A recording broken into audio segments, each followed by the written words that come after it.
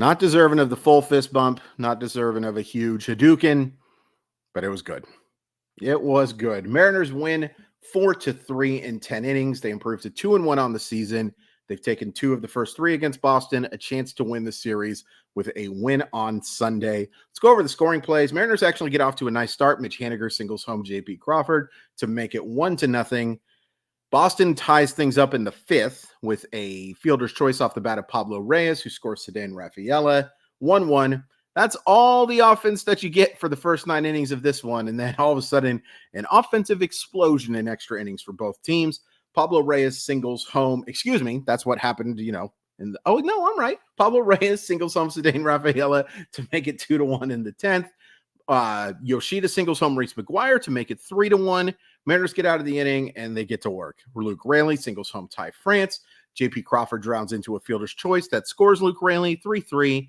And Julio Rodriguez, they say singles to right, but it's really more singles to right center, gets the win with that single to score Josh Rojas.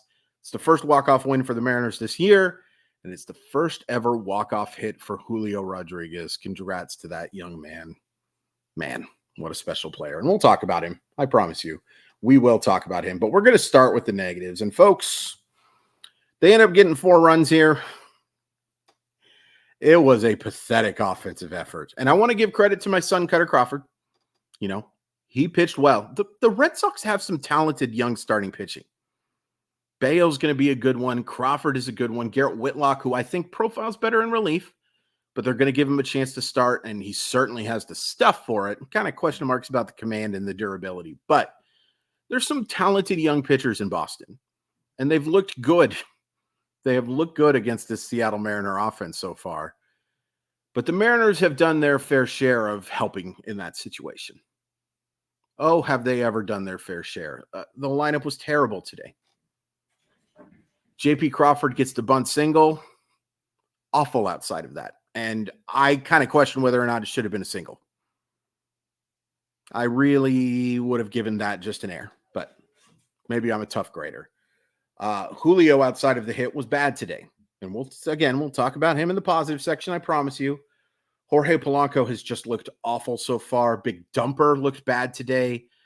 Has had some bats where he's extended the pitch counts a little bit, but the results have just been atrocious. Ty France wasn't very good. Luke Raley wasn't very good. I do want to talk about Luke Raley, though, in a second. This offense just looks awful. And here's the good news. There's 159 games to go. I'm not saying the Mariners offense is going to be awful. I'm saying that right now, over these first 3 games, the offense has been awful. It has not been at an acceptable level. Lots of times to turn that around. So before you go screaming at me, what are you talking about, Chris? There's 159 games to go. You're screaming at the choir or preaching to the choir or some sort of choir-related event. I know.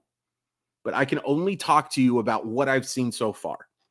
And what I've seen so far is a lineup that was overmatched in these first 3 games. And that's disappointing because as talented as some of these pitchers are, these are teams that the Mariners should be scoring 4 to 5 runs against with no issue in regulation. And over the last 18 innings until extra innings and you get the zombie runner, they scored a total of 2. They scored a total of 2. And really, after the first inning, the offense from the 2nd to the 9th was anemic, isn't even strong enough a word. It was really bad. The offense has to be better. Lots of time for it to get better. Goes without saying. But it is concerning how much these guys have struggled early on. At least a little bit. At least a little bit. And I think they would agree with you that they think they should play better. The only negative I have for the pitching side is when Andres Munoz isn't available, this bullpen just doesn't look very good. We'll talk about one guy who I thought really actually 2 guys, 3 guys, but 2 guys in the bullpen that pitched pretty well. Funny how that number just went up as I was thinking about it. But Trent Thornton was terrible. Him as a high leverage reliever, is not ideal. Middle inning guy, sure. In that situation, I kind of hate it. And unfortunately, because you had to use Stanek and you had to use Munoz, These guys aren't available. So you have to go to Thornton in that situation, and he's just not good enough. He's just not good enough. But that's really it for the negatives for pitching. We're going to talk a lot about some positives on the pitching side, I promise you. But we got to start with the negatives. And yeah, Thornton wasn't good, but this offense, it's got to play better. It's got to play better. I'm thinking it will. I'm certainly hoping it will. But over these first 3 games, it has not been good. We'll talk about those positives, but I'm going to start with a positive, the ultimate positive, Simply Seattle. They provide the very best in Seattle sports gear. Big, great stuff for the Mariners, of course. Big and great stuff for the Mariners, of course. Big and great stuff for the Kraken, Sonics, Seahawks, Huskies, Cougars, Gonzaga, Storm, Sounders. You can find it all there. Once you find it, use code MOLLYWOP15, MOLLYWHOP15. Automatically takes 15% off your order. It is a great deal from great people. Thank you so much, Simply Seattle. So the biggest positive, Logan Gilbert shoved. Oh, that was one of the best starts I've seen from Logan Gilbert. He deserved a W so bad today. And you know what? Cutter Crawford did too. I wrote about it in Roto-World that both of those guys were deserving of much more than a no decision. And the win-loss stat is a stupid stat, but I think they like when they get that W. And both guys deserve W's tonight. Unfortunately, they were both really good, and their offensive counterparts, or not counterparts, their offensive helpers, were terrible. Boy, that Boston lineup without Raffy Devers is just not good. Just not good. But Logan Gilbert would have dominated a lot of lineups tonight. He was spectacular. The stuff was great. The command was outstanding. 65 of 91 pitches for strikes, and not just filling the strike zone, hitting his spots. That stuff was filthy. So encouraged by what I saw from Gilbert and Kirby in these first 2 starts. And I'm not surprised. You know, I'm not predicting them to go 13 2/3 innings of 1-run baseball every time those 2 are on the mound. But I'm not surprised that they've been great because they're really good pitchers. They're pitchers who would be aces for a lot of staffs. And they looked like it. They looked like it. Walter was on today. That was really impressive. If they get Logan Gilbert like this all year, and again, 1.29 ERA is not realistic. But if they get this version of him 30% of the time, and then he gets some strong 6 innings of 2-run baseball, 7 innings of 3-run baseball mixed in with it, this rotation is just going to make hitters have a real bad time. A real bad time. And then Gabe Spire, oh, that slider looks on point. It looks so much better than last year. And it wasn't a bad slider last year, but he has made hitters look quite the fool with that pitch over these first 2 appearances. He was excellent. And Austin Voth, I know he issues the walk. Wow. That was impressive too, and a great usage of service there. Yes, he's closing out in the 9th inning. Ideally, not great, but right time in the lineup to bring in Austin Voth. And he more than did the job. With Stanek unavailable, with Munoz unavailable, and with Brash and Santos on the IL, you're going to need guys like this to step up. And boy, did they step up tonight.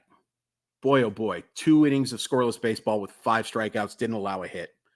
And then Cicero, you know, he does give up the hit that allows the run to score, and he gives up the walk, but he got the job done, I guess. There's just so much pressure on those guys because of what's going on with their injury situation that it just it makes guys who are supposed to be good need to be great. And tonight, Spire and Voth were great. Thornton was not. And Cicero, not really either. But good enough for Cicero to get out of the inning. And thankfully, Thornton's screw up didn't cost him. Because Thornton was bad. Very, very poor effort. But we're talking about the positives now. We're not talking about Trent Thornton for another day or 2, I hope. Positives offensively. Is there anyone other than Julio to talk about? I want to talk about Luke Raley for a second. Yeah, the hit was just a little bleeder into left field, broken bat. What I did see from Luke Raley is something that is encouraging from a bench spot thing.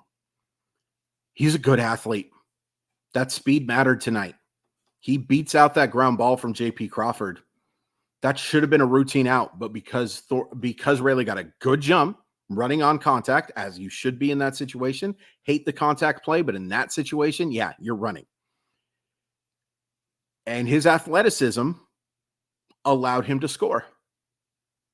I'm not super enamored with just the one hit, and honestly, his other at-bats tonight were terrible, pathetic. But that is a nice little weapon to have off the bench, somebody who can run like that. He is a very good athlete, and he helped the Mariners win today. Big time. You know, the hit, it counts. But it was what he did on the bases that really impressed me. Hanner gets the RBI single. That's great to see. Josh Rojas has a couple of hits, including a big one. I was very scared that he was going to get thrown out heading to second, but took advantage of his athleticism. That's nice to see. Julio. And I know the first four at-bats weren't great, anywhere close. But it's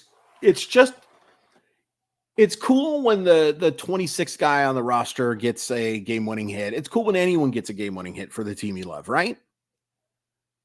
There's something special about when the best player or the face of the franchise gets that hit. It could be just me. But there's something about the success of Julio, and there's been so much of it, so I've had plenty of time to reciprocate it or love it, whatever the heck the word is supposed to be. But there is something about when that guy succeeds that it makes you feel good. It just is so heartening. I don't get anybody who gets that hit, I'm going to be thrilled with. Because the team that I love, the team that my grandma loves, I'll talk about her more in a second as well. They win. But when it's the star, when it's the face of your franchise who does something like that, I don't know. There's just a different feeling to it. I am just as frustrated as I get with this organization, as frustrated as I get with ownership, as frustrated as I get with some of the lies is probably too strong of a word, but the defense of ownership that I hear from some of the front office, as frustrating as that can be, the fact I'm going to get to watch Julio Rodriguez wear a Seattle Mariner uniform for the next decade, barring something unforeseeable, is spectacular. Good for you, Julio. Let's have a lot more of those, and I think you will. I wanted to talk about one thing today. So today was my grandfather's 89th birthday. Now, posthumous birthday, or posthumously. I don't know how to say that word. He passed away in 2013. But I got to watch the game with Grandma today, and we talked about my grandpa for a little bit and some funny stories about him. He was the most unselfish human being that I've ever met. The hardest working without question. But he reminded me of Skip a lot because they both put others first constantly. Constantly. They both had a certain way of doing things. Stubborn would be a word you could use. But stubborn is not always bad. Stubborn is not always bad. Especially if you're willing to, if you make a mistake, own up to it. Or if you think you went too far, to apologize. My grandpa wasn't the biggest baseball fan, but he loved what I did and was so proud of what I was getting to do. After a long time of struggling, the fact that I was writing for ESPN, the fact that I was starting to go on the radio to talk to people about baseball. The fact that I was, you know, not being a complete screw up, I think meant a lot to him. And I think a lot about how much I think he would have loved to have seen what I'm doing now. I think about that a lot. But it was pretty cool that the Mariners got a win like this on my grandpa's birthday. Happy birthday, Grandpa. Please hit like and subscribe. Follow me on whatever that website's called, all that good stuff. We recap every single Mariner game on this channel. I'd really appreciate you guys following along for the journey, and certainly appreciate everyone who's been along for this journey so far. Thank you, Julio. And again, happy birthday, Grandpa.